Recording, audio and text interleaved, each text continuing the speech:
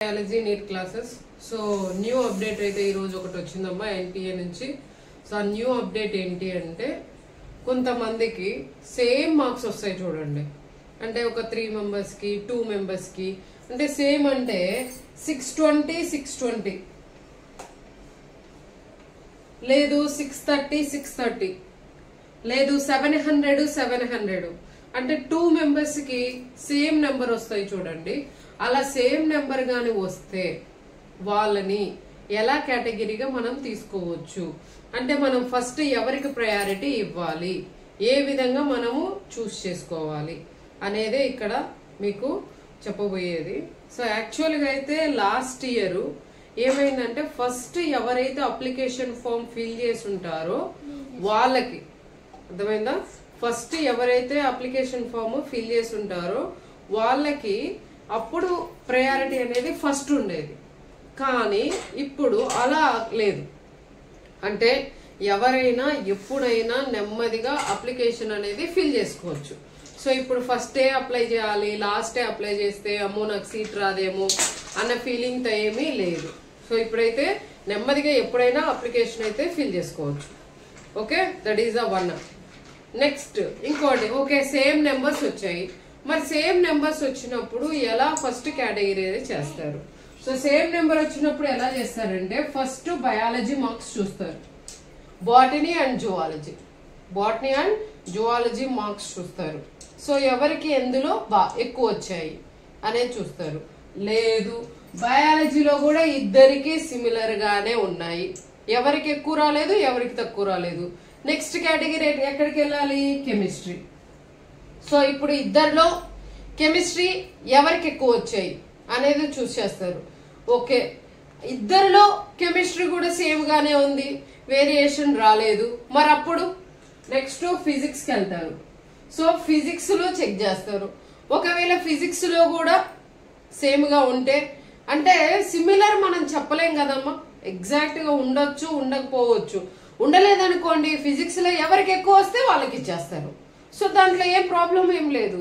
ఇప్పుడు ప్రాబ్లం ఏంటి? సిమిలర్ గా బయాలజీలో చూసుకున్నా ఇద్దరికి సిమిలర్ గానే ఉన్నాయి, కెమిస్ట్రీలో చెక్ చేస్తే సేమ్ గానే ఉన్నాయి, నెక్స్ట్ ఫిజిక్స్ లో చెక్ చేస్తే సిమిలర్ గానే ఉన్నాయి.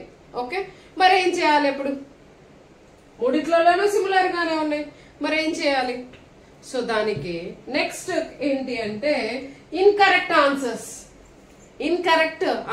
ఎవరైతే రాంగ్ ఆన్సర్స్ పెట్టుంటారో వాళ్ళలో ఎవరు తక్కువగా పెట్టుంటారో ఇన్కరెక్ట్ ఆన్సర్స్ అనేవి అప్పుడు దాన్ని బట్టి చూస్ చేసుకోవచ్చు. అప్పుడు కూడా ఇద్దరు ఇన్కరెక్ట్ ఆన్సర్స్ కూడా సేమ్ గానే పెట్టారు, మరి నెక్స్ట్ ఏంటి? రెండిట్లలోనూ సేమ్ గానే ఉంది. ఫస్ట్ అబ్బాయి ఇన్కరెక్ట్ ఆన్సర్స్ అన్నీ పెట్టాడు, సెకండ్ అబ్బాయి అలాగే పెట్టాడు. ఓకే సో ఇందులో కూడా మనకి సేమ్ గానే ఉన్నాయి, మరి నెక్స్ట్ ఏం చేయాలి? అప్పుడు ఇన్కరెక్ట్ ఆన్సర్స్ లో బయాలజీలో ఎవరు ఇన్కరెక్ట్ ఆన్సర్స్ ఎక్కువ పెట్టారు? ఓకే సో ఎక్కువ ఇన్కరెక్ట్ ఆన్సర్స్ పెట్టారనుకోండి ఆ అబ్బాయిని తక్కువ కేటగిరీలోకి వెళ్ళిపోతారు అనమాట. సో ప్రయారిటీ ఎవరికి ఇచ్చారు? ఎవరైతే ఇన్కరెక్ట్ ఆన్సర్స్ తక్కువగా పెట్టుంటారో వాళ్ళకి ప్రయారిటీ ఇస్తారు, ఎక్కువగా పెట్టిన వాళ్ళకి ప్రయారిటీ ఇవ్వరు కదా. ఓకే నెక్స్ట్ లేదు ఇక్కడ కూడా సేమ్ గానే ఉంది. సో కెమిస్ట్రీలో కూడా సేమ్ గానే ఉంది ఇన్కరెక్ట్ ఆన్సర్స్, అయినా ప్రాబ్లమే. నెక్స్ట్ ఫిజిక్స్ చూస్తారు, ఫిజిక్స్ లోనూ ఇన్కరెక్ట్ ఆన్సర్స్ చెక్ చేస్తారు. సో అక్కడ కూడా సేమ్ గానే ఉంది, అన్ని సేమ్ గానే ఉన్నాయి. ఇక ఏం చేయాలి?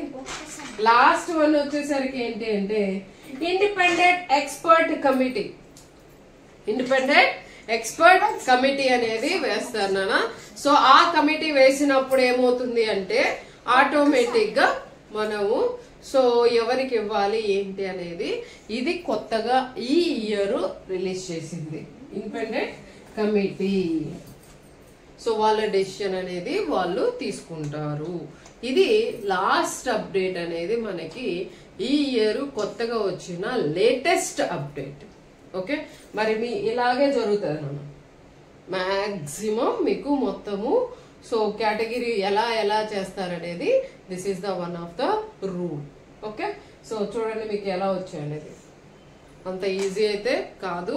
సో ఇంత టఫ్ సిచ్యువేషన్ ఉన్నప్పుడు డెఫినెట్ గా ఏం చేయాలమ్మా, కష్టపడాలి. సో దాన్ని టిప్స్ అనేవి నేర్చుకోవాలి. ఈజీగా మనం సీట్ అనేది గెయిన్ చేసే విధంగా స్టెప్స్ అయితే ముందుకైతే వెళ్ళాలి. ఇదే నేను చెప్పబోయేది. ఓకేమా?